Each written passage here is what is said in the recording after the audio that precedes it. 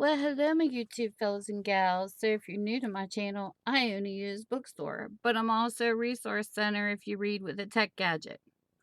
So, if you're interested in real books like me and you want to order from me, you can reach me at tammysmakeuptreats@gmail.com or Minda's Bookstore and more on Facebook, and everything will be in the description below. And what I do is I read synopsises of 10 books that I have in my store that you can purchase. And if not, then you can go look them up if they sound interesting to you, because I have some really good authors in my store. And I really, really appreciate authors because I have loved books my whole life. So, for book number 1, we have Daddy's Gone A-Hunting by Mary Higgins Clark. And these will be hardbacks today. And these will be $3 each. And we are actually on lot 59 that I forgot to write down. But I got it now. So, this is what the book's about. I love Mary Higgins Clark. She writes some really good whodunits. Okay. In her latest novel, Mary Higgins Clark, the beloved best-selling queen of suspense, exposes a dark secret from a family past that threatens the lives of two sisters, Kate and Hannah Connolly. When the family-owned furniture firm in Long Island City, founded by their grandfather and famous for its fine reproductions of antiques, explodes into flames in the middle of the night, leveling the buildings to the ground, including the museum where priceless antiques have been on permanent display for years. The ashes reveal a startling and grisly discovery and provoke a host of suspicions and questions. Was the explosion deliberately set? What was Kate, tall, gorgeous blonde, a CPA for one of the biggest accounting firms in the country and sister of a rising fashion designer, doing in the museum when it burst into flames? Excuse me. Why was Gus, a retired and disgruntled craftsman, with her at that time of night? What if someone isn't who he claims to be? Now, Gus is dead and Kate lies in the hospital badly injured and in a coma, so neither can tell what drew them there or what the tragedy may have to do with the hunt for a young woman missing for many years. Nor can they warn that somebody may be covering his tracks, willing to kill to save himself. Step by step, in a novel of dazzling suspense and excitement, Mary Higgins Clark once again demonstrates the mastery of her craft that has made her books international bestsellers for years. She presents the reader with a perplexing mystery, a puzzling question of identity, and a fascinating cast of characters, one of whom just may be a ruthless killer. This is what the book looks like. This is a 2013 copyright. So there you go. Book number 1. Book number 2. We have What You Owe Me by Bebe Campbell. This is what the book looks like. It is a 2001 copyright, and this is what it's about. Los Angeles, 1948, when Hosanna Clark recently arrived from the farm fields of Texas, befriends Holocaust survivor Gilda Rosenstein. She opens the door to a new life for both of them. Using Gilda's knowledge of cosmetics and Hosanna's energy and determination, they begin producing a line of lipsticks and lotions for Black women. The two are more than business partners, they are dear friends. Then Gilda suddenly disappears, taking all the assets.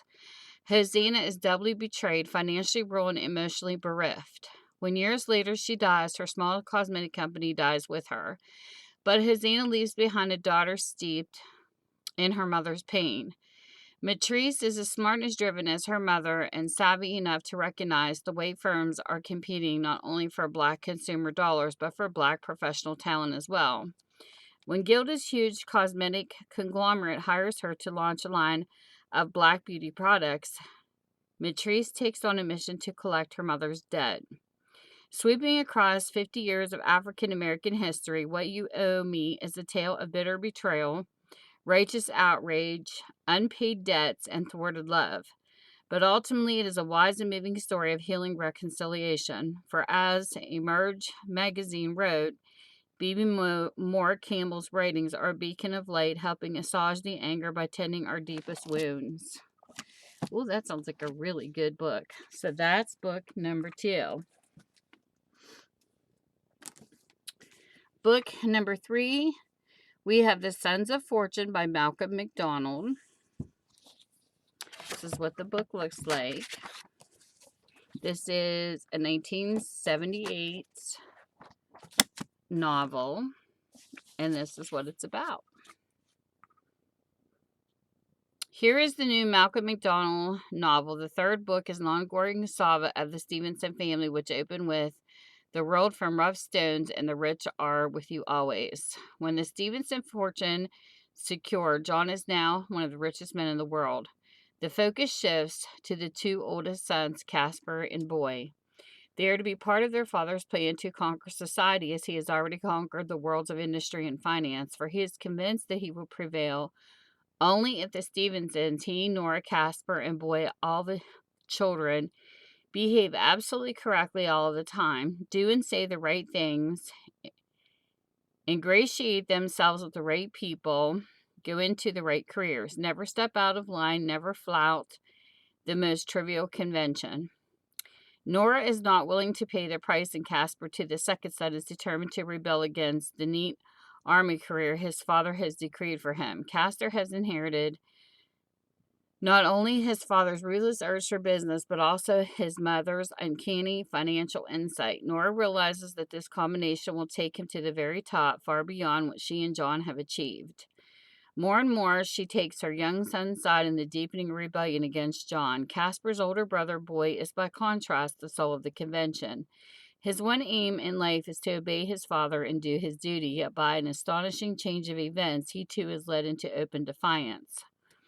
The tensions between parents and children that threaten to tear the family apart link the many separate dramas of Sons of Fortune. Chapter by chapter, we watch these 4 utterly different people coping with the love-hates of family life, each struggling to have his or her own way. Both Nora and John do conquer society, but on their own separate and quite individual terms. The youngsters face a junior version of the same ordeal: how to rise through the snobbish and highly tribal society of a Victorian boys' public school.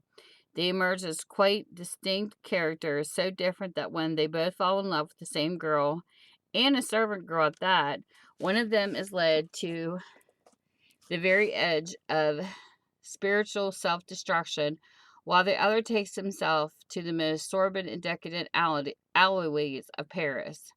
These 4 interlocked lives make a single richly human story, the most achieved novel Macdonald has ever written. The scene ranges from the howling windswept uplands of Yorkshire and the remote hills of Connemara to the slums of London's underworld and far-off New York, torn apart in the ferocious draft riots of 1863. But though the canvas is vast, Macdonald never forgets that the history is lived by people, and it is John and Nora and their sons of fortune who carry this powerful story onward to its extraordinary and unexpected climax. So there you go. Book number 3. Book number 4. We have a large print. This is called Around the World with Mrs Polifax by Dorothy Gilman. This is what the book looks like. Definitely large font. This is a 1977 copyright. This is what it's about. We've combined 2 mysteries from this popular series. An exclusive omnibus features Emily on 2 daring missions in foreign lands. In The Amazing Mrs. Polifax, Emily's recruited by the CIA to pose as a tourist in Turkey and meet with a Russian spy planning to defect to the U.S., but when she arrives, her contact flees, forcing Emily to embark on a wild cat-and-mouse game. Can Emily outsmart a diabolical double agent? Mrs. Pollifax on safari finds the fearless Mrs. P with a new assignment, photographing a group of travelers on an African safari.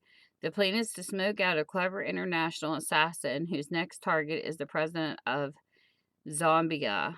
What Emily doesn't plan on is being kidnapped. I think, I'm going to check this real quick. Yes, there's 2 books in one. So there you go. Book 4. Book number 5, we have Gangster by Lorenzo Carcaterra. I'm guessing. If I butchered, I'm sorry. So this is what the book looks like. It is a 2001 copyright, and this is what it's about. Okay.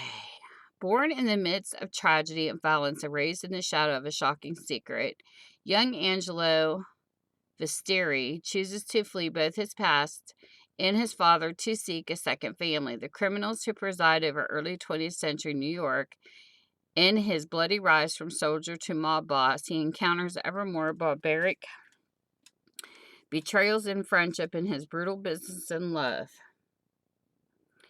Yet simultaneously comes to understand the meaning of loyalty, the virtue of relationship, and gains a perspective on the lonely and powerful life he has chosen. As the years pass, as enemies are made and defeated, as wars are fought and won, the old Don meets an abandoned boy who needs a parent as much as protection. By taking Gabe under his wing and teaching him everything he knows, Angelo Vestieri will learn in the winter of his life, which is greater, his love for the boy he cherishes or his need to be a gangster and to live by savage rules he helped create. So this looks like a really good one. So there you go. Book 5. Book number 6, we have The Racketeer by John Grisham. That's what the book looks like. It is a 2012 copyright, and this is what it's about. Who is the Racketeer? And what does he have to do with the judge's untimely demise? His name for the moment is Malcolm Bannister. Job status, former attorney, current residence, the federal prison camp near Frostburg, Maryland. On paper, Malcolm's situation isn't looking too good these days, but he's got an ace up his sleeve. He knows who killed Judge Fawcett, and he knows why. The judge's body was found in a remote lakeside cabin. There was no forced entry, no struggle, just 2 dead bodies. Judge Fawcett and his young secretary, in one large state-of-the-art, extremely secure safe, opened and emptied. What was in the safe? The FBI would love to know, and Malcolm Bannister would love to tell them, but everything has a price, especially information as explosive as the sequence of events that led to Judge Fawcett's death and the Racketeer wasn't born yesterday. Nothing is as it seems, and everything's fair game in this wickedly clever new novel from John Grisham, the undisputed master of the legal thriller. So there you go. Book 6. Book number 7, we have The Old Contemptibles by Martha Grimes. This is what the lookbook looks like. It is a 1991 copyright, and this is what it's about.